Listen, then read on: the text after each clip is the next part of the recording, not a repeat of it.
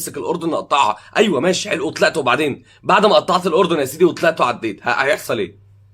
شيكابالا النهارده قال جمله حلوه جدا، قال لك هستشهد بالملعب ده لان الارجنتين خسرت منه قصدي من السعوديه في اول كاس العالم وراحت كسبانه كاس العالم. يعني انت مصدق الكلام ده؟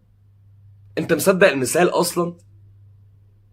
طيب انا شفت الوقفه بتاعت ابراهيم فايق وعز المره دي، بس الفرق ان هو موجود شيكابالا، مع احترامي لابراهيم فايق وعز وشيكابالا مع كامل يعني مع الاحتفاظ بالالقاب، انا يعني فاهم ايه، مش هفضل ادي كل واحد لقبه يعني. ولكن انا شفت الوقفه دي نفسها ساعه النادي الاهلي في كاس العالم للانديه بعد اول مباراه وتاني مباراه من الاداء السيء، وعز برضه واقف يقول احنا لسه عندنا الحظوظ ولسه عندنا ونقدر نعمل. الفرق بقى ساعتها كان في حسام غالي وكان في مش عارفه مين ومين ومين ومين ومين غير شيكابالا يعني، بس نفس الوقفه اللي انا شفتها قبل كده، وبيتكلموا ان احنا عندنا الحظوظ وممكن نلعب، وهتبقى القعده قبل يوم المباراه في نفس قهوه فايق دي برضه بيتكلموا على الحظوظ وعلى ان احنا ممكن نعمل ايه والتكتيك يبقى ماشي ازاي.